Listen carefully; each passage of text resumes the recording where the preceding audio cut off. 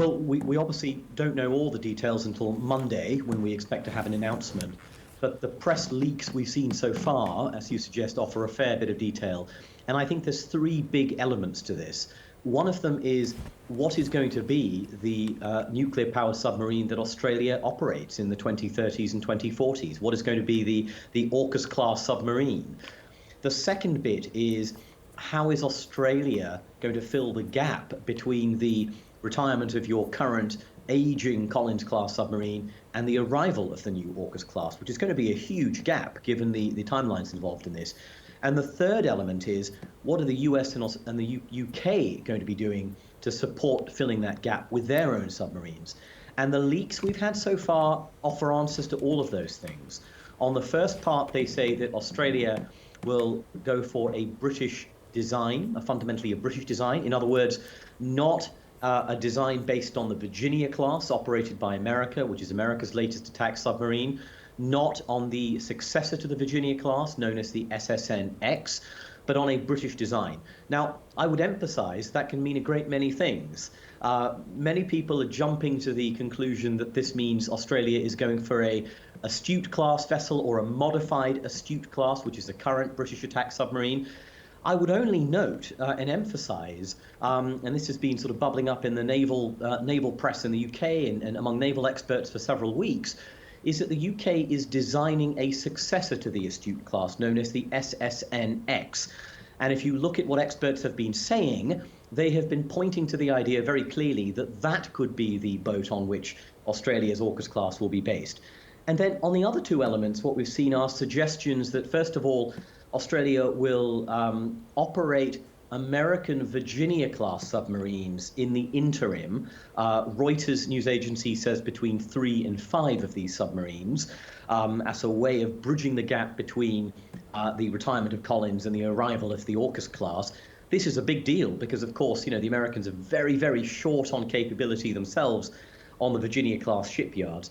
And finally, we also have some leaks and indications that we're going to see American forward deployment of Virginia-class submarines to the Western Pacific and to Australia.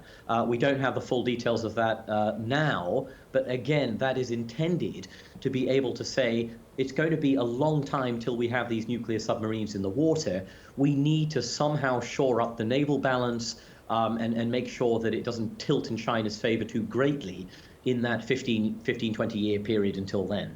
So in a way, Shashank, it's propelling Australia into a very sophisticated position because of these ongoing concerns in the region.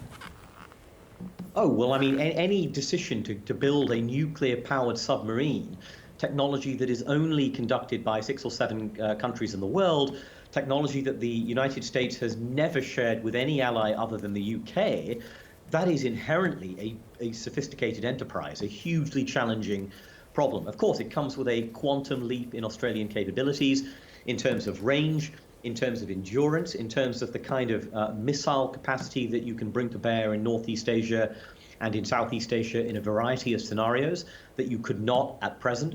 But it is going to bring complexity and a huge number of challenges, and actually designing a new nuclear-powered submarine, a new class of submarine, doing it with an ally who may have different visions of capabilities, doing it with American technology on the boat for things like the missile tubes, as you would expect, given what we've seen about the leaks we've seen so far about the UK's own next-generation submarine. That's going to be very, very complicated. But of course, the point is that if you have 3 allies working on this together, you share the risks, you share some of the costs, you defray the costs, and you can build some of these things at bigger scale than you otherwise could. And the choice of a UK design, if accurate, means that this is a big deal because our own submarine capacity in this country is fairly limited. By sharing it with an ally, we're going to be able to build more of them and hopefully more efficiently than we otherwise could. Yeah, but there's so much dependent on timelines, development, all these technologies coming together. It is interesting too because you point out about, yes, there's a lot to be gained by working together, but then it deeply entangles us. So that presents its challenges as well, as our Prime Minister today insisted that our sovereignty would be clearly guaranteed. How can you do that when we become so entangled with the US and UK in this way? Well, you know, in the UK, we've been having this debate for 60, 70 years, that balance between sovereignty and capability. Look, I think there's no doubt Australia is giving up some sovereignty. It's gaining incredibly potent capability in exchange, but let's not pretend it isn't giving up sovereignty. I think that would be ridiculous to say that. In the UK, we've had constant cries for 50 years or for many years saying, you don't have a sovereign nuclear deterrent.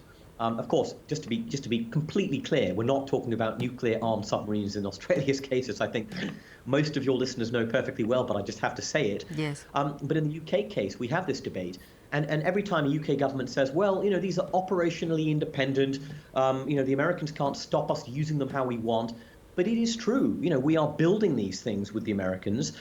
We rely on a common pool of missiles, and in the same way, the AUKUS class of boats is going to so deeply entangle Australia's defence industrial base with the UK's and with the US's in terms of the combat systems, that you are going to trade off some of that sovereignty. And I would say it isn't just about building stuff. It isn't just about depending on America for parts, for components, for sustainment, for maintenance, all of these things. We're going to be operationally integrated to an unprecedented degree, because you're going to have you know, submarines out there in which the navies of Australia, the UK, and the United States are more tightly coupled than ever before. And I think at the end of the day, what that means is if in 2030, in 2031, there is a war over Taiwan, or if there's a conflict in Australia's neighbourhood over the Pacific Islands or something else, Australia's ability, or indeed the UK's ability, to turn around to Washington and say, we're going to sit this one out, is fundamentally constrained when your military platforms, your cutting-edge naval vessels, some of your most strategic capabilities are so tightly coupled. And I think that trade-off cuts both ways. It has cost, it has benefit, and we can't shy away from either of those. Yeah. And Shashank, that brings me to this point that there's been this discussion in Australia this week around that 2031 is way too far away for Australia to be potentially considering some form of military conflict. And they are talking specifically with China. The Prime Minister, former Prime Minister Kevin Rudd, said tonight that this decision around AUKUS could actually accidentally propel us into that kind of conflict. How do you know, we've seen Xi Jinping this week talk about the US being deliberately provocative, that it could lead to conflict. How do you think this kind of decision-making tests those relationships? It's a difficult balance to strike, but I think for many years what we've seen is that the military balance in the Western Pacific has tilted on an ongoing basis in China's favor. China has the world's largest navy. It outpaces the US in shipbuilding, in ground-based air defenses, in conventional missiles. It looms over every individual power in Asia, if taken individually, India, Japan, Australia, of course. And so something has to be done to rectify that balance. All I would say is that, yes, we cannot just wait for these nuclear submarines to hit the water in the late 2030s, in the early 2040s, of course, because these things do get delayed. You know, it's inevitable. Yeah. We need to be investing now in munitions, as we have seen from Ukraine, particularly things like long-range anti-ship munitions, which are expensive to build, scarce in number. They would be chewed up very quickly in a conflict over Taiwan.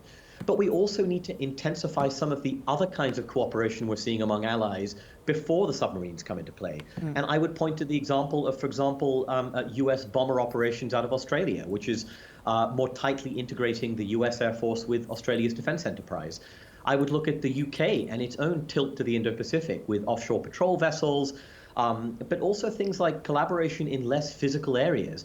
The UK and Australia and the US are bound in the Five Eyes alliance, in which you have some of the world's most advanced cyber capabilities, including offensive cyber capabilities.